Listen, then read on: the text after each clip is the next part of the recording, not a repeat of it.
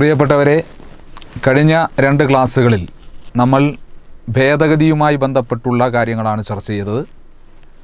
ആദ്യത്തെ ക്ലാസ്സിൽ നമ്മൾ 42ാം ഭേദഗതി, അതുമായി ബന്ധപ്പെട്ടുള്ള അനുബന്ധ വിവരങ്ങൾ, രണ്ടാമത്തെ ക്ലാസ്സിൽ 44ാം ഭേദഗതി, 73ാം ഭേദഗതി പഞ്ചായത്തി രാജുമായി ബന്ധപ്പെട്ട് അതിലെ അനുബന്ധ വസ്തുതകൾ എന്നിവയെ അടിസ്ഥാനപ്പെടുത്തിയാണ് ക്ലാസ് ചർച്ച ചെയ്തത്. ഇന്ന് നമ്മൾ അതിൻ്റെ തുടർച്ചയായിട്ടുള്ള ക്ലാസിൻ്റെ തുടർച്ചയായിട്ടുള്ള 74ാം ഭേദഗതി സംബന്ധിച്ചാണ് പരാമർശിച്ചിട്ടുള്ളത്. അപ്പോൾ 74ാം ഭേദഗതി LGS നിലവാരത്തിലുള്ള പരീക്ഷകൾക്കൊക്കെ ചോദിച്ചിട്ടുള്ളതാണ്. 74ാം ഭേദഗതി എന്തിനെ സംബന്ധിച്ചാണ്? അതായത് മുനിസിപ്പാലിറ്റി ആക്ട് അല്ലെങ്കിൽ നഗരപാലിക നിയമത്തെ സംബന്ധിച്ച്. മുനിസിപ്പാലിറ്റി ആക്ട് അല്ലെങ്കിൽ നഗരപാലിക നിയമത്തെ പറ്റി പരാമർശിച്ചിട്ടുള്ള ഭരണഘടനാ ഭേദഗതി ഏത് എന്ന് ചോദിച്ചാൽ 74ാം ഭരണഘടനാ ഭേദഗതിയാണ്. ഇനി എന്താണ് ഈ 74ാം ഭരണഘടനാ ഭേദഗതിയുടെ പ്രസക്തി? എന്താണ് എന്ന് ചോദിച്ചാൽ, മുനിസിപ്പാലിറ്റി സംവിധാനങ്ങൾക്ക്, അതായത് നഗര തദ്ദേശ ഭരണം, അതായത് നഗരപ്രദേശങ്ങളിലെ തദ്ദേശ സ്വയംഭരണ സ്ഥാപനങ്ങൾക്ക്, ഗ്രാമപ്രദേശങ്ങളിലെ തദ്ദേശ സ്വയംഭരണ സ്ഥാപനങ്ങൾക്ക് ഭരണഘടനാ പദവി നൽകിയ ഭേദഗതി നമ്മൾ പറഞ്ഞു. അത് 73ാം ഭരണഘടനാ ഭേദഗതിയാണ്. 74ാം ഭേദഗതി നഗര തദ്ദേശ സ്വയംഭരണ സ്ഥാപനം, അതിന് ഭരണഘടനാപരമായിട്ടുള്ള അംഗീകാരം നൽകുക എന്നുള്ളതാണ് ഈ 74ാം ഭേദഗതിയുടെ പ്രസക്തി. മുനിസിപ്പാലിറ്റി സംവിധാനങ്ങൾക്ക് അല്ലെങ്കിൽ നഗര തദ്ദേശ സ്വയംഭരണ സ്ഥാപനങ്ങൾക്ക് ഭരണഘടനാപരമായ അംഗീകാരം നൽകുക എന്നുള്ളതാണ് 74ാം ഭരണഘടനാ ഭേദഗതി എന്നതുകൊണ്ട് ഉദ്ദേശിക്കുന്നത്. അതായത് ഈ 74ാം ഭേദഗതി ഏതു പ്രധാനമന്ത്രിയുടെ കാലഘട്ടത്തിൽ, ആരു പ്രധാനമന്ത്രിയായിരുന്ന സമയത്താണ് നിലവിൽ വന്നത്? മുൻവർഷ ചോദ്യമാണ്. അതായത് PV നരസിംഹറാവു പ്രധാനമന്ത്രിയായിരുന്ന സമയം, അതായത് 1992-ലാണ്. PV നരസിംഹറാവു പ്രധാനമന്ത്രിയായിരുന്ന സമയത്താണ് 74ാം ഭേദഗതി പാർലമെൻറ്റിൽ അവതരിപ്പിക്കപ്പെട്ടതും അതിനെ അംഗീകരിക്കപ്പെട്ടതും. വർഷം, അതായത് 73ാം ഭേദഗതി പാർലമെൻറ്റ് പാസ്സാക്കിയ വർഷം ചോദിച്ചാൽ, 74ാം ഭേദഗതി പാർലമെൻറ്റ് പാസ്സാക്കിയ വർഷം ചോദിച്ചാൽ 1992-ലുമാണ്. ഇനി ഈ 74ാം ഭേദഗതി നിലവിൽ വന്ന വർഷം, ഇതൊക്കെ മുൻവർഷ ചോദ്യങ്ങളിൽ ഉൾപ്പെടുന്നതാണ്. 74ാം ഭേദഗതി നിലവിൽ വന്ന വർഷം 1993 ജൂൺ 1. 1993 ജൂൺ 1. ഈ സമയം ഇന്ത്യൻ പ്രധാനമന്ത്രിയായിരുന്നു ആര്? ശങ്കർ ദയാൽ ശർമ്മ. ഇവിടെ ശങ്കർ ദയാൽ ശർമ്മയുമായി ബന്ധപ്പെട്ട് CPOയ്ക്ക് അദ്ദേഹം രചിച്ചൊരു പുസ്തകം ചോദിച്ചിട്ടുണ്ട്. മുൻവർഷ ചോദ്യമാണ്. ആ പുസ്തകത്തിൻ്റെ പേരാണ് rule of law and role of police എന്ന പുസ്തകം രചിച്ചത് ആര് എന്ന് ചോദിച്ചാൽ അത് Shankar Dayal Sharma. Rule of law വീണ്ടും PSCയുടെ ചോദ്യമാണ്. കഴിഞ്ഞ HSIയുടെ 2025 നടന്ന HSI സോഷ്യൽ സയൻസ് പരീക്ഷയുടെ ചോദ്യമാണ്. റൂൾ ഓഫ് ലോ അല്ലെങ്കിൽ നിയമവാഴ്ചയുടെ ഉപജ്ഞാതാവാര്? ആര് എന്ന് ചോദിച്ചാൽ അത് AV ഡൈസിയാണ്. AV ഡൈസി എന്ന് പറയുന്ന വ്യക്തിയാണ് റൂൾ ഓഫ് ലോ അല്ലെങ്കിൽ നിയമവാഴ്ചയുടെ ഉപജ്ഞാതാവായി അറിയപ്പെടുന്നത്. AV ഡൈസിയാണ്. ഇനി ഈ 74ാം ഭരണഘടനാ ഭേദഗതിയിലൂടെ കൂട്ടിച്ചേർക്കപ്പെട്ട ഭരണഘടനയുടെ ഭാഗമേത്? ഭാഗം 9A. ഭാഗം 9A ആണ്. അതായത് മുനിസിപ്പാലിറ്റി സംവിധാനങ്ങൾക്ക് ഭരണഘടനാപരമായ പദവി നൽകി.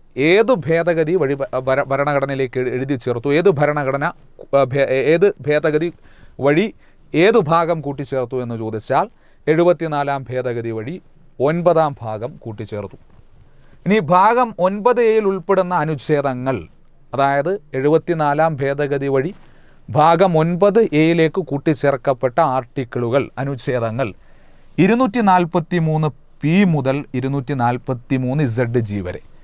243P മുതൽ 243ZG വരെ 18 അനുച്ഛേദങ്ങൾ. അപ്പോൾ 74ാം ഭേദഗതി വഴി കൂട്ടിച്ചേർക്കപ്പെട്ട ഭരണഘടനാ ഭാഗം ചോദിച്ചാൽ അത് ഭാഗം 9A. ഇനി കൂട്ടിച്ചേർക്കപ്പെട്ട ആർട്ടിക്കിൾ ചോദിച്ചാലോ? ആർട്ടിക്കിൾ 243P മുതൽ 243ZG വരെ 18 അനുച്ഛേദങ്ങളാണ് കൂട്ടിച്ചേർത്തത്. എത്ര ആർട്ടിക്കിളുകൾ കൂട്ടിച്ചേർത്തു എന്ന് ചോദിച്ചാൽ 18 ആർട്ടിക്കിളുകൾ. ഇനി കൂട്ടിച്ചേർക്കപ്പെട്ട പട്ടിക ഏത്? കൂട്ടിച്ചേർക്കപ്പെട്ട ഷെഡ്യൂൾ ഏത് എന്ന് ചോദിച്ചാൽ അത് 12ാം പട്ടിക, 12ാം ഷെഡ്യൂൾ. ഇനി 12ാം പട്ടികയിൽ ഏത് അനുച്ഛേദത്തിൻ്റെ വിവരണാത്മകമായ രൂപമാണ് എന്ന് ചോദിച്ചാൽ അതായത് 243W എന്ന ആർട്ടിക്കിളിൻ്റെ വിവരണാത്മകമായ രൂപമാണ്. അത് ഡിഗ്രി ലെവൽ പരീക്ഷയ്ക്ക് ചോദിച്ചതാണ്. 12ാം പട്ടിക ഏത് അനുച്ഛേദത്തിൻ്റെ വിവരണാത്മകമായ രൂപമാണ് എന്ന് ചോദിച്ചാൽ 243W. ഇനി 243W എന്ന അനുച്ഛേദത്തിൽ പ്രതിപാദിച്ചിരിക്കുന്നത് എന്ത്? ആ ആർട്ടിക്കിളിൽ പരാമർശിച്ചിരിക്കുന്നത് എന്താ? അതായത് പ്രധാനമായിട്ടും മുനിസിപ്പാലിറ്റികളുടെ, അതായത് നഗര തദ്ദേശ സ്വയംഭരണ സ്ഥാപനങ്ങളുടെ, അതായത് മുനിസിപ്പാലിറ്റികളുടെ അധികാരങ്ങളും ഉത്തരവാദിത്വങ്ങളും, അതായത് power, authority and responsibility of municipalities, അതായത് മുനിസിപ്പാലിറ്റിയുടെ അധികാരങ്ങൾ, ഉത്തരവാദിത്വങ്ങളെ പറ്റിയാണ് 243W എന്ന ആർട്ടിക്കിളിൽ പരാമർശിച്ചിരിക്കുന്നത്. ഇനി ഈ 12ാം പട്ടികയിൽ ഉൾപ്പെട്ട വിഷയങ്ങളുടെ എണ്ണം എത്രയാണ്? 12ാം പട്ടികയിൽ ഉൾപ്പെട്ട വിഷയങ്ങളുടെ എണ്ണം, വിഷയങ്ങൾ 18 കൂട്ടിച്ചേർക്കപ്പെട്ട ഭാഗം 9, ആർട്ടിക്കിൾ 243P മുതൽ ZG വരെ. ഇനി കൂട്ടിച്ചേർക്കപ്പെട്ട പട്ടിക 12ാം പട്ടിക. 12ാം പട്ടികയിൽ ഉൾപ്പെട്ട വിഷയങ്ങളാണ് 18 വിഷയങ്ങൾ. 18 വിഷയങ്ങളാണ് ഉൾപ്പെട്ടിട്ടുള്ളത്. ഇനി 74ാം ഭേദഗതി പ്രകാരം കൂട്ടിച്ചേർക്കപ്പെട്ട ഭരണഘടനയുടെ 9A എന്ന ഭാഗത്ത് ഉൾപ്പെടുന്ന പ്രധാനപ്പെട്ട ആർട്ടിക്കിൾ, അതായത് ഭാഗം 9A, അത് സ്കൂൾ പാഠപുസ്തകത്തിൽ മെൻഷൻ ചെയ്തിട്ടുള്ളത് ഇന്ത്യൻ ഭരണഘടനയുടെ അധികാരവിന്യാസം എന്ന് പറയുന്ന SCRTയുടെ മാറിയ സ്കൂൾ പാഠപുസ്തകമാണത്. അപ്പോൾ ഈ ഭാഗം 9A പരാമർശിച്ചിട്ടുള്ള മുനിസിപ്പാലിറ്റി ആക്റ്റുമായി ബന്ധപ്പെട്ട്, നഗരപാലിക നിയമവുമായി ബന്ധപ്പെട്ട് അതിൽ പരാമർശിച്ചിട്ടുള്ള ഭരണഘടനാ ആർട്ടിക്കിളുകൾ ഏതൊക്കെ? ഒന്ന് 243P, അതായത് മുനിസിപ്പാലിറ്റി സംവിധാനങ്ങളുടെ നിർവചനം. 243P മുനിസിപ്പാലിറ്റി സംവിധാനങ്ങളുടെ നിർവചനം. 243Q മുനിസിപ്പാലിറ്റിയുടെ രൂപീകരണം, മുനിസിപ്പാലിറ്റികളുടെ രൂപീകരണം, മുനിസിപ്പാലിറ്റികളുടെ ഭരണഘടന. 243Q അതായത് മുനിസിപ്പാലിറ്റികളുടെ ഭരണഘടന, മുനിസിപ്പാലിറ്റികളുടെ രൂപീകരണം. ഇനി 243W നേരത്തെ നമ്മൾ പറഞ്ഞു, അതായത് മുനിസിപ്പാലിറ്റിയുടെ അധികാരങ്ങളും ഉത്തരവാദിത്വങ്ങളെയും പറ്റി പരാമർശിച്ചിരിക്കുന്ന ഭരണഘടനാ ആർട്ടിക്കിളാണത് എന്നുള്ളതാണ്. അപ്പോൾ കേരള മുനിസിപ്പാലിറ്റി ആക്ട് നിലവിൽ വന്ന വർഷം 1994 മെയ് 30. 1994 മെയ് 30. ഇനി നമുക്ക് കേരളത്തിലെ തദ്ദേശ സ്വയംഭരണ സ്ഥാപനങ്ങളുമായി ബന്ധപ്പെട്ടുള്ള, അപ്പോൾ അതുമായി ബന്ധപ്പെട്ട് ചോദിക്കാൻ, അപ്പോൾ ഈ അടുത്ത് 2025 കുറച്ച് ദിവസമേ ആയിട്ടുള്ളൂ, അതായത് കേരളത്തിൽ തദ്ദേശ സ്വയംഭരണ സ്ഥാപന തിരഞ്ഞെടുപ്പ് നടന്നത്. അപ്പോൾ അതുമായി ബന്ധപ്പെട്ട് ചോദ്യങ്ങൾ വരാൻ സാധ്യതയുള്ളതാണ്. അപ്പോൾ ആ മേഖലയെ ഫോക്കസ് ചെയ്ത് നമുക്കൊന്ന് നോക്കാം. അപ്പോൾ കേരളവുമായി ബന്ധപ്പെട്ട് കേരളത്തിലെ ആകെ തദ്ദേശ സ്വയംഭരണ സ്ഥാപനങ്ങളുടെ എണ്ണം, അപ്പോൾ ഈ പട്ടിക എന്നുള്ളത് നമ്മൾ ഈ 2011 സെൻസസ് പ്രകാരമാണ് തദ്ദേശ സ്വയംഭരണ സ്ഥാപനങ്ങളിലേക്കുള്ള സീറ്റുകൾ ക്രമീകരിച്ചിരുന്നത്. പിന്നീട് പ്രധാനമായിട്ടും അതിനെ ഈ അടുത്ത് പ്രധാനമായിട്ടും ഡീലിമിറ്റേഷൻ കമ്മീഷൻ്റെ പ്രധാനപ്പെട്ട നിർദ്ദേശപ്രകാരം വാർഡുകളെ, അതായത് തദ്ദേശ സ്വയംഭരണ സ്ഥാപനങ്ങളിലെ വാർഡുകൾ പ്രധാനമായിട്ടും കൂട്ടി, അങ്ങനെ അതിലൊരു പ്രധാനപ്പെട്ട പുനഃസംഘടന വന്നിട്ടുണ്ട്. അപ്പോൾ ആ ഒരു പുനഃസംഘടനയുമായി ബന്ധപ്പെട്ടുള്ള കാര്യങ്ങൾ ഉൾപ്പെടുത്തിക്കൊണ്ടാണ് നമ്മൾ ഇനിയുള്ള കാര്യങ്ങൾ ചർച്ച ചെയ്യുന്നത്. PSCയുടെ ചോദ്യം തന്നെയാണ്, പ്രസ്താവന രീതിയിലും അല്ലാതെയൊക്കെ ഇവിടെ നിന്ന് ചോദ്യങ്ങൾ വന്നിട്ടുള്ളതാണ്. കേരളത്തിലെ ആകെ തദ്ദേശ സ്വയംഭരണ സ്ഥാപനങ്ങളുടെ എണ്ണം എത്ര? കേരളത്തിലെ ആകെ ലോക്കൽ സെൽഫ് ഗവൺമെൻറ്റ്സുകളുടെ തദ്ദേശ സ്വയംഭരണ സ്ഥാപനങ്ങളുടെ എണ്ണം എത്രയെന്ന് ചോദിച്ചാൽ 1200 ആണ്. 1200. ഓർക്കുക, കേരളത്തിലെ ആകെ തദ്ദേശ സ്വയംഭരണ സ്ഥാപനങ്ങളുടെ എണ്ണം 1200.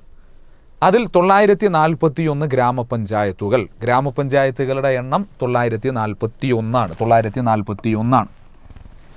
ബ്ലോക്ക് പഞ്ചായത്തുകളുടെ എണ്ണം എത്രയെന്ന് ചോദിച്ചാൽ 152. ജില്ലാ പഞ്ചായത്തുകളുടെ എണ്ണം 14. നഗരസഭകളുടെ എണ്ണം 87. മുനിസിപ്പൽ കോർപ്പറേഷനുകളുടെ എണ്ണം 6. അപ്പോൾ 1200. അതായത് ഇതെല്ലാം കൂടെ കൂട്ടുമ്പോൾ ഗ്രാമപഞ്ചായത്തും ബ്ലോക്ക് പഞ്ചായത്തും ജില്ലാ പഞ്ചായത്തും മുനിസിപ്പാലിറ്റിയും കോർപ്പറേഷനും കൂടെ കൂട്ടുമ്പോഴാണ് തദ്ദേശ സ്വയംഭരണ സ്ഥാപനങ്ങളുടെ എണ്ണം എത്രയായി മാറുന്നത്? 1200ലേക്ക് വരുന്നത്. ഇനി പ്രധാനമായിട്ട് ഇവിടെ നിന്ന് ചോദിച്ചൊരു ചോദ്യമാണ്, കറണ്ട് അഫയേഴ്സ് ചോദിച്ച ചോദ്യമാണ്, കേരളത്തിലെ നിലവിലെ തദ്ദേശ സ്വയംഭരണ വകുപ്പ് മന്ത്രി ആരാ? ആവർത്തിച്ച ചോദ്യമാണ്. കേരളത്തിലെ നിലവിലെ തദ്ദേശ സ്വയംഭരണ വകുപ്പ് മന്ത്രി ആര് എന്ന് ചോദിച്ചാൽ അത് MB രാജേഷാണ്. തദ്ദേശ സ്വയംഭരണം കൂടാതെ അദ്ദേഹം കൈകാര്യം ചെയ്യുന്ന വകുപ്പുകളാണ് എക്സൈസ് വകുപ്പ്, സംസ്ഥാനത്തിൻ്റെ എക്സൈസ് വകുപ്പ്, സംസ്ഥാനത്തിൻ്റെ പാർലമെൻ്ററി കാര്യ വകുപ്പ് തുടങ്ങിയവ കൈകാര്യം ചെയ്യുന്ന വകുപ്പ് മന്ത്രിയും ആര് എന്ന് ചോദിച്ചാൽ അത് MB രാജേഷാണ്. വീണ്ടും ഇവിടെ നിന്ന് PSCയുടെ ചോദ്യം, കറണ്ട് അഫയേഴ്സ് ചോദ്യം ഇതാണ്, അതായത് തദ്ദേശ സ്വയംഭരണ സ്ഥാപനങ്ങളിലെ സേവനങ്ങൾ ഓൺലൈനായി ലഭ്യമാക്കുന്നതിനുള്ള കേരള സർക്കാർ പദ്ധതി ഏത്? തദ്ദേശ സ്വയംഭരണ സ്ഥാപനങ്ങളിലെ സേവനങ്ങൾ ഓൺലൈനായി ലഭ്യമാക്കുന്നതിനുള്ള കേരള സർക്കാർ പദ്ധതി ഏതാണ് എന്ന് ചോദിച്ചാൽ K-സ്മാർട്ടാണ്. K-സ്മാർട്ട് എന്ന് പറയുന്ന പദ്ധതിയാണ്. K-സ്മാർട്ട് ഇമ്പോർട്ടൻ്റ് ആണ് അത്. ഇനി വീണ്ടും ഇവിടെ നിന്ന് PSC ചോദിച്ചത്, അത് ഡിഗ്രി ലെവൽ പരീക്ഷയ്ക്ക് ചോദിച്ച ചോദ്യമാണ്. അതായത് നിലവിലെ തദ്ദേശ സ്വയംഭരണ എക്സൈസ് വകുപ്പ് മന്ത്രിയാണ് MB രാജേഷ്. അദ്ദേഹം പ്രതിനിധീകരിക്കുന്ന നിയമസഭാ മണ്ഡലം ഏത്? ഏതാണ് എന്ന് ചോദിച്ചാൽ തൃത്താല പാലക്കാട്. തൃത്താലയാണ് അദ്ദേഹത്തിൻ്റെ നിയമസഭാ മണ്ഡലം. MB രാജേഷ് പ്രതിനിധീകരിക്കുന്ന നിയമസഭാ മണ്ഡലം തൃത്താല പാലക്കാട്. അപ്പോൾ നമ്മൾ പറഞ്ഞു 1200 തദ്ദേശ സ്വയംഭരണ സ്ഥാപനങ്ങൾ, അതിലെ ഓരോ ഘടകങ്ങളും വിശദീകരിച്ചു. ഇനി ഏറ്റവും കൂടുതൽ ഗ്രാമപഞ്ചായത്തുകളുടെ ജില്ല ഏതാ? ജില്ല ഏതെന്ന് ചോദിച്ചാൽ അത് മലപ്പുറം. അതായത് നമ്മുടെ നാട്ടിൽ, നമ്മുടെ സംസ്ഥാനത്ത് ഏറ്റവും ഉയർന്ന ജനസംഖ്യയുള്ള ജില്ല ഏതാ? അത് ചോദിച്ചാലും LGS നിലവാരത്തിലുള്ള ചോദ്യമാണ്. അത് മലപ്പുറമാണ്. ജനസംഖ്യ കൂടുതലുണ്ടായതുകൊണ്ട് തന്നെ തദ്ദേശ സ്വയംഭരണ സ്ഥാപനങ്ങളും അവിടെ കൂടുതലുണ്ട്. അപ്പോൾ ഏറ്റവും കൂടുതൽ തദ്ദേശ സ്വയംഭരണ സ്ഥാപനങ്ങൾ, പ്രധാനമായിട്ടും അതുമായി ബന്ധപ്പെട്ട് ഗ്രാമപഞ്ചായത്തുകൾ ഉള്ള ജില്ല ഏത് എന്ന് ചോദിച്ചാൽ അത് മലപ്പുറമാണ്. എത്രയാണ് എന്ന് ചോദിച്ചാൽ 94 ഗ്രാമപഞ്ചായത്തുകൾ. ഇനി ഏറ്റവും കുറവ് ഗ്രാമപഞ്ചായത്തുകളുടെ എവിടെയാണ്? വയനാടാണ്. വയനാട് എത്ര ഗ്രാമപഞ്ചായത്താണ്? 23 ഗ്രാമപഞ്ചായത്ത്. ഇനി ഏറ്റവും കൂടുതൽ ബ്ലോക്ക് പഞ്ചായത്തുകളുടെ ജില്ല ഏതാ? ബ്ലോക്ക് പഞ്ചായത്തുകളുടെ ജില്ല ഏത് എന്ന് ചോദിച്ചാൽ തൃശ്ശൂരാണ്. തൃശ്ശൂരിൽ എത്ര ബ്ലോക്ക് പഞ്ചായത്തുണ്ട്? 16 ബ്ലോക്ക് പഞ്ചായത്ത്. ഇനി ഏറ്റവും കുറവ് ബ്ലോക്ക് പഞ്ചായത്തുള്ളത് എവിടെയാണ്? അതും വയനാടാണ്. എത്രയാണ്? 2 ബ്ലോക്ക്. വയനാട്ടിൽ എത്ര ബ്ലോക്ക് പഞ്ചായത്ത് എന്ന് ചോദിച്ചാൽ 4 ബ്ലോക്ക് പഞ്ചായത്താണ് വയനാട്ടിലുള്ളത്. ഇനി ഏറ്റവും കൂടുതൽ നഗരസഭകളുള്ളത് എവിടെയാണ്? അത് നഗരങ്ങൾ. കേരളത്തിലെ ഏറ്റവും വലിയ നഗരപ്രദേശം ആയിട്ടുള്ള ജില്ല ഏതാ? അത് എറണാകുളം. അപ്പോൾ നഗരസഭകൾ ഏറ്റവും കൂടുതലുള്ളത് എറണാകുളത്താണ്, 13 നഗരസഭ. കുറവ് എവിടെയെന്ന് ചോദിച്ചാൽ ഇടുക്കിയാണ്, 2 നഗരസഭ. ഇപ്പോൾ ഗ്രാമപഞ്ചായത്തുകൾ കുറവ് വയനാടും, ബ്ലോക്ക് പഞ്ചായത്തുകൾ കുറവ് വയനാടും, നഗരസഭകൾ കുറവ് എവിടെയെന്ന് ചോദിച്ചാൽ ഇടുക്കിയുമാണ്. ജില്ലാ പഞ്ചായത്തുകൾ പിന്നെ ഓരോ ജില്ലയിലും ഓരോന്ന് വീതം. കേരളത്തിലെ ആകെ 14 ജില്ലകൾ, അങ്ങനെ 14 ജില്ലാ പഞ്ചായത്തുകൾ. പിന്നീട് കേരളത്തിലാകെ കോർപ്പറേഷനുകൾ എത്രയുണ്ട് ചോദിച്ചിട്ടുണ്ട്. കേരളത്തിലാകെ എത്ര കോർപ്പറേഷനുകളുണ്ട്? 6 കോർപ്പറേഷനുകളുണ്ട്. ഏതൊക്കെയാണ് കോർപ്പറേഷൻ? അതായത് തിരുവനന്തപുരം, കൊല്ലം, കൊച്ചി, തൃശ്ശൂർ, കോഴിക്കോട്, കണ്ണൂർ. തിരുവനന്തപുരം, കൊല്ലം, കൊച്ചി, തൃശ്ശൂർ, കോഴിക്കോട്, കണ്ണൂർ എന്നിവയാണ് കേരളത്തിലെ കോർപ്പറേഷനുകൾ എന്നുള്ളത്. ഇനി ഇവിടെ നിന്ന് വീണ്ടും പരീക്ഷകൾക്ക് വരാൻ സാധ്യതയുള്ള പ്രധാനപ്പെട്ടൊരു ചോദ്യം, അത് കറണ്ട് അഫയേഴ്സിൽ നിന്നും ചോദിക്കാം. അപ്പോൾ തദ്ദേശ സ്വയംഭരണ സ്ഥാപനങ്ങൾ, അതായത് ഈ അടുത്ത് 2011 സെൻസസ് പ്രകാരം അതിനെ മാനദണ്ഡമാക്കി 2025 പുനഃസംഘടിപ്പിച്ചു വാർഡുകൾ. 2025 പ്രധാനമായിട്ടും 2025 തദ്ദേശ സ്വയംഭരണ സ്ഥാപനങ്ങളുടെ എണ്ണം, അതായത് 2025 തദ്ദേശ സ്വയംഭരണ സ്ഥാപനങ്ങളിലെ ആകെ വാർഡുകളുടെ എണ്ണം നിലവിൽ പ്രധാനമായിട്ടും എത്രയാണ് എന്ന് ചോദിച്ചാൽ, ആകെ വാർഡുകളെന്ന് പറയുന്നത് അതായത് 23,612 ആകെ വാർഡുകൾ. അതായത് ക്വസ്റ്റ്യൻ ഇങ്ങനെ വരാം, 2025 അതിർത്തി നിർണയത്തിൻ്റെ അടിസ്ഥാനത്തിൽ കേരളത്തിലെ തദ്ദേശ സ്വയംഭരണ സ്ഥാപനങ്ങളിലെ ആകെ വാർഡുകളുടെ എണ്ണം 23,612. 23,612 നിലവിലെ ആകെ വാർഡുകൾ എന്ന് പറയുന്നത്. അപ്പോൾ അതിൻ്റെ ആ പട്ടികയിലേക്ക് നമുക്കൊന്ന് തിരികെ പോകാം. അതായത് ഗ്രാമപഞ്ചായത്തുകൾ മിനിമം 14 വാർഡുകൾ മുതൽ മാക്സിമം 24 വാർഡുകൾ വരെയാകാം.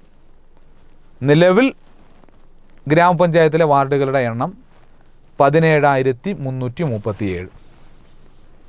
ഇനി ബ്ലോക്ക് പഞ്ചായത്തിൽ മിനിമം 14 മുതൽ മാക്സിമം 24 വരെ വാർഡുകളാവാം. നിലവിലെ വാർഡുകളുടെ എണ്ണം ബ്ലോക്ക് പഞ്ചായത്തിൽ 2,267. ഇനി ജില്ലാ പഞ്ചായത്തിൽ മിനിമം 17 മുതൽ മാക്സിമം 33 വരെ വാർഡുകളാകാം. നിലവിലെ ജില്ലാ പഞ്ചായത്തിലെ ആകെ വാർഡുകളുടെ എണ്ണം 346. ഇനി നഗരസഭകളിൽ മിനിമം 26 മുതൽ മാക്സിമം 53 വരെയുള്ള വാർഡുകളാകാം. നിലവിലെ നഗരസഭകളിലെ വാർഡുകളുടെ എണ്ണം 3,241. മുനിസിപ്പൽ കോർപ്പറേഷനുകളിൽ, അതായത് കോർപ്പറേഷനുകളിൽ 6 കോർപ്പറേഷനുകളിൽ മിനിമം 56 മുതൽ മാക്സിമം 101 വരെ വാർഡുകളാകാം. നിലവിലെ ആകെ വാർഡുകൾ കോർപ്പറേഷനുകൾ 421.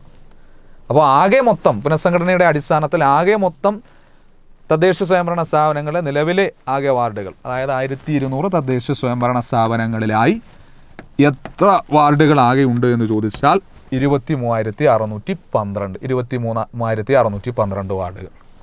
ഇവിടെ നിന്നും ചിലപ്പോൾ ചോദിക്കാം, അപ്പോൾ 2025 തദ്ദേശ സ്വയംഭരണ സ്ഥാപന തിരഞ്ഞെടുപ്പ് നടന്നു. അപ്പോൾ 2025 തദ്ദേശ സ്വയംഭരണ സ്ഥാപന തിരഞ്ഞെടുപ്പിലെ ഏറ്റവും പ്രായം കുറഞ്ഞ സ്ഥാനാർത്ഥി ആര്? ഏറ്റവും പ്രായം കുറഞ്ഞ സ്ഥാനാർത്ഥി ആര് എന്ന് ചോദിച്ചാൽ അത് നിഹാല ഒലീദാണ്. നിഹാല ഒലീദായിരുന്നു 2025 തദ്ദേശ സ്വയംഭരണ സ്ഥാപനത്തിൽ കേരളത്തിൽ നിന്നും മത്സരിച്ച ഏറ്റവും പ്രായം കുറഞ്ഞ സ്ഥാനാർത്ഥി നിഹാല ഒലീദ്. ഇനി ചോദിക്കാം, 2025 തദ്ദേശ സ്വയംഭരണ സ്ഥാപന തെരഞ്ഞെടുപ്പുമായി ബന്ധപ്പെട്ട് ചോദിക്കാൻ സാധ്യതയുള്ള ചോദ്യം, അതായത് രാജ്യത്തെ ഏറ്റവും പ്രായം കുറഞ്ഞ നഗരസഭാ ചെയർപേഴ്സണായി ചുമതലയേറ്റത് ആര്? നമ്മുടെ രാജ്യത്തെ ഏറ്റവും പ്രായം കുറഞ്ഞ നഗരസഭാ ചെയർപേഴ്സണായി ചുമതലയേറ്റത് മാധ്യമങ്ങളിലൊക്കെ നിങ്ങൾ കണ്ടതാകും. അവിടെ ഭരണ മാറ്റം സംഭവിച്ചിരിക്കുന്നു. പാലാ നഗരസഭയിലാണ് ആ ചെയർപേഴ്സൺ ഉള്ളത്. ആര് എന്ന് ചോദിച്ചാൽ അത് ദിയ ബിനു എന്ന് പറയുന്ന വ്യക്തിയാണ്. ദിയ ബിനു ആണ് നമ്മുടെ രാജ്യത്തെ ഏറ്റവും, അതായത് പ്രായം കുറഞ്ഞ നഗരസഭാ ചെയർപേഴ്സൺ. ഇമ്പോർട്ടൻ്റ് ആണ്, അത് ചോദിക്കാൻ സാധ്യതയുള്ളതുമാണ്. നേരത്തെ ആര്യ രാജേന്ദ്രനുമായി ബന്ധപ്പെട്ടൊക്കെ ചോദ്യം വരുന്നൊരു, അതായത് അവർ കഴിഞ്ഞ തദ്ദേശ സ്വയംഭരണ സ്ഥാപന തിരഞ്ഞെടുപ്പിൽ ഏറ്റവും പ്രായം കുറഞ്ഞ കോർപ്പറേഷൻ മേയറായിരുന്നു. ഇവിടെ ചോദ്യം, നമ്മുടെ രാജ്യത്തെ തന്നെ ഏറ്റവും പ്രായം കുറഞ്ഞ നഗരസഭാ ചെയർപേഴ്സൺ ആര് എന്ന് ചോദിച്ചാൽ അത് ദിയ ബിനു ആണ്. ഇനി നമ്മൾ പറഞ്ഞു അതിർത്തി നിർണയവുമായി ബന്ധപ്പെട്ട്, ഇവിടെ നിന്നും PSCയുടെ ചോദ്യങ്ങൾ വന്നിട്ടുള്ളതാണ്. അതായത് സംസ്ഥാനത്തിൻ്റെ അതിർത്തി നിർണയവുമായി ബന്ധപ്പെട്ട ചുമതല, ഡീലിമിറ്റേഷനുമായി ബന്ധപ്പെട്ട ചുമതല ആർക്ക് എന്ന് ചോദിച്ചാൽ അത് സംസ്ഥാന അതിർത്തി നിർണയ കമ്മീഷനാണ്. സംസ്ഥാന അതിർത്തി നിർണയ കമ്മീഷൻ, സംസ്ഥാന തിരഞ്ഞെടുപ്പ് കമ്മീഷനല്ല, സംസ്ഥാന അതിർത്തി നിർണയ കമ്മീഷനാണ് ആ ചുമതലയുള്ളത് എന്നുള്ള കാര്യം കൃത്യമായിട്ട് ഓർക്കുക. ഇനി പ്രധാനമായിട്ടും വീണ്ടും പരീക്ഷകൾക്കത് ചോദിച്ചുള്ള ചോദ്യം, അതായത് കേരള സംസ്ഥാന അതിർത്തി നിർണയ കമ്മീഷൻ എന്നുള്ളത് ഏത് തരത്തിലുള്ള അതോറിറ്റിയാണ്? അത് ഒരു സ്റ്റാറ്റ്യൂട്ടറി ബോഡിയാണ് കേരള സംസ്ഥാന അതിർത്തി നിർണയ കമ്മീഷൻ എന്നുള്ളത്. ഇനി കേരള സംസ്ഥാന അതിർത്തി നിർണയ കമ്മീഷൻ രൂപീകരിക്കാൻ കാരണമായ നിയമങ്ങൾ ഏതൊക്കെ എന്ന് ചോദിച്ചാൽ, ഒന്ന് കേരള പഞ്ചായത്തി രാജ് നിയമവും, രണ്ട് കേരള മുനിസിപ്പാലിറ്റി നിയമവുമാണ്. അപ്പോൾ ഒന്ന് കേരള പഞ്ചായത്തി രാജ് നിയമവും, രണ്ട് കേരള മുനിസിപ്പാലിറ്റി നിയമവുമാണ്. ഇനി കേരള സംസ്ഥാന അതിർത്തി നിർണയ കമ്മീഷനിൽ ആകെ എത്ര അംഗങ്ങളുണ്ട് എന്ന് ചോദിച്ചാൽ 5 അംഗങ്ങളുണ്ട്. എത്ര അംഗങ്ങളുണ്ട് എന്ന് ചോദിച്ചാൽ 5 അംഗങ്ങൾ. ഒന്ന് ആര് എന്ന് ചോദിച്ചാൽ സംസ്ഥാന മുഖ്യ തെരഞ്ഞെടുപ്പ് കമ്മീഷണർ. സംസ്ഥാനത്തിൻ്റെ ചീഫ് ഇലക്ഷൻ കമ്മീഷണറാണ് സംസ്ഥാന അതിർത്തി നിർണയ കമ്മീഷൻ്റെ ചെയർമാനായി എപ്പോഴും പ്രവർത്തിക്കുന്നത്. PSCയുടെ ചോദ്യമാണ്. സംസ്ഥാന അതിർത്തി നിർണയ കമ്മീഷൻ്റെ ചെയർമാനായി എപ്പോഴും പ്രവർത്തിക്കുന്നത് ആര്? അതായത് സംസ്ഥാന മുഖ്യ തെരഞ്ഞെടുപ്പ് commissioner, state chief election commissioner. നിലവിലെ സംസ്ഥാനത്തിൻ്റെ മുഖ്യ തെരഞ്ഞെടുപ്പ് കമ്മീഷണർ ആരാ? PSCയുടെ ചോദ്യമാണ്. നിലവിലെ സംസ്ഥാന മുഖ്യ തെരഞ്ഞെടുപ്പ് കമ്മീഷണർ ആര് എന്ന് ചോദിച്ചാൽ അത് എ ഷാജഹാൻ. എത്രാമത്തെ മുഖ്യ തെരഞ്ഞെടുപ്പ് കമ്മീഷണർ? ഏഴാമത്തെ സംസ്ഥാന മുഖ്യ തെരഞ്ഞെടുപ്പ് കമ്മീഷണറാണ് ആര് എന്ന് പറയുന്നത്? എ ഷാജഹാൻ എന്ന് പറയും. അദ്ദേഹം തന്നെയാണ് സംസ്ഥാന അതിർത്തി നിർണയ കമ്മീഷൻ്റെ ചെയർമാനായി പ്രവർത്തിക്കുന്നത്. ഇനി അതിർത്തി നിർണയ കമ്മീഷനിൽ നമ്മൾ പറഞ്ഞു ആകെ അംഗങ്ങൾ 5 പേർ. അതിലെ അധ്യക്ഷൻ ചെയർമാൻ സംസ്ഥാന മുഖ്യ തെരഞ്ഞെടുപ്പ് കമ്മീഷണറാണ്. ഇനി 4 അംഗങ്ങളുണ്ട്. ആ 4 അംഗങ്ങൾ ഗവൺമെൻറ്റിൻ്റെ സെക്രട്ടറി തലത്തിൽ താഴെ അല്ലാത്ത ഉദ്യോഗസ്ഥരായിരിക്കും. ഗവൺമെൻറ്റിൻ്റെ സെക്രട്ടറി തലത്തിൽ താഴെയല്ലാത്ത ഉദ്യോഗസ്ഥർ ആയിരിക്കണം എന്നുള്ളതാണ്. അപ്പോൾ ഗവൺമെൻറ്റിൻ്റെ സെക്രട്ടറി തലത്തിൽ താഴെയല്ലാത്ത ഉദ്യോഗസ്ഥരായിരിക്കണം 4 അംഗങ്ങൾ. ഇനി ഇവിടെ നമുക്ക് നോക്കാം. കേരള സംസ്ഥാന തെരഞ്ഞെടുപ്പ് കമ്മീഷൻ നിലവിൽ വന്നതെന്ന കേരള സംസ്ഥാന തെരഞ്ഞെടുപ്പ് കമ്മീഷൻ അത് 1993 ഡിസംബർ 3-നാണ്. 1993 ഡിസംബർ 3. കേന്ദ്ര തെരഞ്ഞെടുപ്പ് കമ്മീഷൻ നിലവിൽ വന്നതോ 1950 ജനുവരി 25. 1950 ജനുവരി 25. സംസ്ഥാന തെരഞ്ഞെടുപ്പ് കമ്മീഷനും കേന്ദ്ര തെരഞ്ഞെടുപ്പ് കമ്മീഷനും ഭരണഘടനാ സ്ഥാപനം. സംസ്ഥാന അതിർത്തി നിർണയ കമ്മീഷൻ എന്നുള്ളത് സ്റ്റാറ്റ്യൂട്ടറി ബോഡി. ശ്രദ്ധിക്കണം, അത് പ്രധാനമായിട്ടും ചോദ്യങ്ങൾ പ്രധാനമായിട്ടും വരാൻ സാധ്യതയുള്ളൂ. അതായത് നിയമത്തിൻ്റെ അടിസ്ഥാനത്തിൽ നിലവിൽ വരുന്ന എല്ലാ അതോറിറ്റികളും സ്റ്റാറ്റ്യൂട്ടറി ബോഡിയും, ഭരണഘടനയുടെ അടിസ്ഥാനത്തിൽ നിലവിൽ വരുന്ന എല്ലാ അതോറിറ്റികളും അതായത് കോൺസ്റ്റിറ്റ്യൂഷണൽ ബോഡിയുമാണ്, ഭരണഘടനാ സ്ഥാപനങ്ങളുമാണ്. അപ്പോൾ ഇത് ഭരണഘടനയുടെ അടിസ്ഥാനത്തിലാണ് കേന്ദ്ര തിരഞ്ഞെടുപ്പ് കമ്മീഷനും സംസ്ഥാന തിരഞ്ഞെടുപ്പ് കമ്മീഷനും നിലവിൽ വന്നിട്ടുള്ളത്. കേരള പഞ്ചായത്തി രാജ് നിയമം, കേരള മുനിസിപ്പാലിറ്റി നിയമപ്രകാരമാണ് അതിർത്തി നിർണയ കമ്മീഷൻ നിലവിൽ വന്നിട്ടുള്ളത്. അതുകൊണ്ട് അത് സ്റ്റാറ്റ്യൂട്ടറി ബോഡിയുമാണ്, ഇമ്പോർട്ടൻ്റാണ്. ഇനി പ്രധാനമായിട്ടും ഈ കേരള സംസ്ഥാന തെരഞ്ഞെടുപ്പ് കമ്മീഷനെ പറ്റി പരാമർശിച്ചിരിക്കുന്ന ആർട്ടിക്കിളുകൾ, അനുച്ഛേദങ്ങൾ ഏതൊക്കെ? 243 കെ, 243 ഇസഡ്. 243 കെ എന്തിനെ സംബന്ധിച്ച? 243 കെ അതായത് ഗ്രാമപഞ്ചായത്ത് തെരഞ്ഞെടുപ്പ്. 243 ഇസഡ് എന്തിനെ സംബന്ധിച്ച? നഗരസഭ കോർപ്പറേഷൻ തെരഞ്ഞെടുപ്പ്. ഇനി പരീക്ഷകൾക്ക് ചോദിച്ചുള്ളതാണ്, സംസ്ഥാന തെരഞ്ഞെടുപ്പ് കമ്മീഷനിൽ നിക്ഷിപ്തമായിട്ടുള്ള തെരഞ്ഞെടുപ്പ് ഏത്? അതായത് സംസ്ഥാന തെരഞ്ഞെടുപ്പ് കമ്മീഷൻ്റെ മേൽനോട്ടത്തിൽ നടത്തപ്പെടുന്ന തെരഞ്ഞെടുപ്പ് ഏത് എന്ന് ചോദിച്ചാൽ അത് ഒരൊറ്റ തെരഞ്ഞെടുപ്പ് മാത്രം, തദ്ദേശ സ്വയംഭരണ സ്ഥാപനങ്ങളിലേക്കുള്ള തെരഞ്ഞെടുപ്പ്, ലോക്കൽ സെൽഫ് ഗവൺമെൻറ്റ്സിലേക്കുള്ള തെരഞ്ഞെടുപ്പ് മാത്രം. ഇനി കേന്ദ്ര തെരഞ്ഞെടുപ്പ് കമ്മീഷൻ്റെ മേൽനോട്ടത്തിൽ നടത്തുന്ന തെരഞ്ഞെടുപ്പുകൾ ഏതൊക്കെ? അതായത് രാഷ്ട്രപതി തെരഞ്ഞെടുപ്പ്, ഉപരാഷ്ട്രപതി തെരഞ്ഞെടുപ്പ്, രാജ്യസഭാ തെരഞ്ഞെടുപ്പ്, ലോക്സഭാ തെരഞ്ഞെടുപ്പ്, സംസ്ഥാന നിയമസഭാ തെരഞ്ഞെടുപ്പ്. അപ്പോൾ ഈ തെരഞ്ഞെടുപ്പുകളൊക്കെ ആരുടെ മേൽനോട്ടത്തിൽ നടത്തുന്നു എന്ന് ചോദിച്ചാൽ അത് കേന്ദ്ര തെരഞ്ഞെടുപ്പ് കമ്മീഷൻ. ഒറ്റ തെരഞ്ഞെടുപ്പ് മാത്രം സംസ്ഥാന തെരഞ്ഞെടുപ്പ് കമ്മീഷൻ, അത് തദ്ദേശ സ്വയംഭരണ സ്ഥാപനങ്ങളിലേക്കുള്ള തെരഞ്ഞെടുപ്പുകൾ മാത്രം. പരീക്ഷകൾക്ക് ചോദിച്ചിട്ടുള്ളതാണ്. ഇനി ഇവിടെ പ്രത്യക്ഷ തെരഞ്ഞെടുപ്പുകൾക്ക് ഉദാഹരണം ഏതാ? പ്രത്യക്ഷ തെരഞ്ഞെടുപ്പ് ഈ പറഞ്ഞതിൽ പ്രത്യക്ഷ തെരഞ്ഞെടുപ്പുകൾക്ക് ഉദാഹരണം ഏതാ? അത് പ്രത്യക്ഷ തെരഞ്ഞെടുപ്പുകൾ. എന്താണ് പ്രത്യക്ഷ തെരഞ്ഞെടുപ്പ് എന്ന് പറഞ്ഞു കഴിഞ്ഞാൽ ജനങ്ങൾ അവരുടെ പ്രതിനിധികളെ നേരിട്ട് വോട്ട് ചെയ്ത് തിരഞ്ഞെടുക്കുന്ന തിരഞ്ഞെടുപ്പ് രീതിയാണ് ഏത്? പ്രത്യക്ഷ തെരഞ്ഞെടുപ്പ്. സിമ്പിളായിട്ട് പറഞ്ഞു കഴിഞ്ഞാൽ നമുക്ക് വോട്ട് ചെയ്യാൻ കഴിയുന്ന തിരഞ്ഞെടുപ്പുകളെല്ലാം എന്ത്? പ്രത്യക്ഷ തെരഞ്ഞെടുപ്പാണ്. ഇനി പരോക്ഷ തിരഞ്ഞെടുപ്പുണ്ട്. പരോക്ഷ തിരഞ്ഞെടുപ്പ് എന്ന് പറഞ്ഞു കഴിഞ്ഞാൽ എന്താ? ജനങ്ങൾ തിരഞ്ഞെടുത്തു വിട്ട പ്രതിനിധികൾ ചേർന്ന് രാജ്യത്തിൻ്റെ മറ്റു പ്രതിനിധികളെ തിരഞ്ഞെടുക്കുന്ന രീതി. ജനങ്ങൾ തിരഞ്ഞെടുത്തു വിട്ട പ്രതിനിധികൾ ചേർന്ന് രാജ്യത്തിൻ്റെ മറ്റു പ്രതിനിധികളെ തിരഞ്ഞെടുക്കുന്ന രീതി. അതാണ് ഏതു പേരിലറിയപ്പെടുന്നത്? പരോക്ഷ തിരഞ്ഞെടുപ്പ് എന്ന പേരിലറിയപ്പെടുന്നത്. അപ്പോൾ പ്രത്യക്ഷ തിരഞ്ഞെടുപ്പുകൾക്ക് പ്രധാനപ്പെട്ട ഉദാഹരണമാണ് രാഷ്ട്രപതി, ഉപരാഷ്ട്രപതി. പ്രത്യക്ഷ തിരഞ്ഞെടുപ്പുകൾക്ക് ഉദാഹരണമാണ്, അതായത് ഏതൊക്കെയെന്ന് ചോദിച്ചാൽ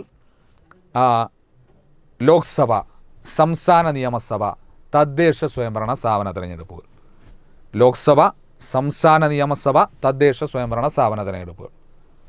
പരോക്ഷ തിരഞ്ഞെടുപ്പുകൾക്ക് ഉദാഹരണമാണ് രാഷ്ട്രപതി, ഉപരാഷ്ട്രപതി, രാജ്യസഭാ തിരഞ്ഞെടുപ്പുകൾ. രാഷ്ട്രപതി, ഉപരാഷ്ട്രപതി, രാജ്യസഭാ തിരഞ്ഞെടുപ്പുകൾ. ഇനി ഇവിടെ നിന്ന് ചോദിച്ചിട്ടുണ്ട്, പ്രത്യക്ഷ തിരഞ്ഞെടുപ്പിൽ കേന്ദ്ര തിരഞ്ഞെടുപ്പ് കമ്മീഷൻ ഉപയോഗിച്ചിട്ടുള്ള വോട്ടിംഗ് സമ്പ്രദായം ഏത്? പ്രത്യക്ഷ തിരഞ്ഞെടുപ്പിൽ കേന്ദ്ര തിരഞ്ഞെടുപ്പ് കമ്മീഷൻ ഉപയോഗിച്ചിട്ടുള്ള വോട്ടിംഗ് സമ്പ്രദായം ഏതാണ് എന്ന് ചോദിച്ചാൽ കേവല ഭൂരിപക്ഷ വ്യവസ്ഥ അല്ലെങ്കിൽ FPTP സിസ്റ്റം. കേവല ഭൂരിപക്ഷ വ്യവസ്ഥ അല്ലെങ്കിൽ FPTP system. First past the post voting system. First past the post voting system. ഇനി പരോക്ഷ തെരഞ്ഞെടുപ്പുകളിൽ തെരഞ്ഞെടുപ്പ് കമ്മീഷൻ ഉപയോഗിച്ചിട്ടുള്ള തെരഞ്ഞെടുപ്പ് സമ്പ്രദായം അത് ആനുപാതിക പ്രാതിനിധ്യ വ്യവസ്ഥ അല്ലെങ്കിൽ പ്രൊപ്പോർഷണൽ റേഷ്യോ സിസ്റ്റം. ആനുപാതിക പ്രാതിനിധ്യ വ്യവസ്ഥ അല്ലെങ്കിൽ പ്രൊപ്പോർഷണൽ റേഷ്യോ സിസ്റ്റം. പിന്നീട് ഈ FPTP എന്ന ആശയം കടമെടുത്തിരിക്കുന്നു. എവിടെ നിന്ന്? FPTP എന്ന ആശയം PSCയുടെ ചോദ്യം. First past the post voting system. First past the post voting system എന്ന ആശയം കടമെടുത്തിരിക്കുന്നത് എവിടെ നിന്നാണ് എന്ന് ചോദിച്ചാൽ അത് ബ്രിട്ടീഷ് ഭരണഘടനയിൽ നിന്നാണ്, ബ്രിട്ടനിൽ നിന്നാണ്. ബ്രിട്ടനിൽ നിന്ന് കടമെടുത്തിരിക്കുന്ന ആശയമാണത് എന്നുള്ള കാര്യം ഓർക്കുക. ഇനി നിലവിലെ അത്തരത്തിൽ പരീക്ഷകൾക്ക് കൃത്യമായിട്ട് ചോദിച്ചുള്ളതാണ്. നിലവിലെ സംസ്ഥാന മുഖ്യ തെരഞ്ഞെടുപ്പ് കമ്മീഷണർ പറഞ്ഞു നമ്മൾ A. ഷാജഹാനാണ്. ആദ്യത്തെ സംസ്ഥാന മുഖ്യ തെരഞ്ഞെടുപ്പ് കമ്മീഷണർ ആരായിരുന്നു? ആദ്യത്തെ സംസ്ഥാന മുഖ്യ തെരഞ്ഞെടുപ്പ് കമ്മീഷണർ അത് MSK രാമസ്വാമിയാണ്. MSK രാമസ്വാമിയാണ്. സംസ്ഥാന തെരഞ്ഞെടുപ്പ് കമ്മീഷനിൽ പ്രധാനമായിട്ടും ആകെ നിലവിൽ എത്ര അംഗങ്ങളുണ്ട് എന്ന് ചോദിച്ചാൽ ഒരൊറ്റ ആൾ മാത്രം, മുഖ്യ തെരഞ്ഞെടുപ്പ് കമ്മീഷണർ മാത്രമേ ഉള്ളൂ. ക്വസ്റ്റ്യൻ ശ്രദ്ധിക്കണം. തുടക്കത്തിൽ 3 അംഗങ്ങളുണ്ടായിരുന്നു, നിലവിൽ മുഖ്യ തെരഞ്ഞെടുപ്പ് കമ്മീഷണർ മാത്രം.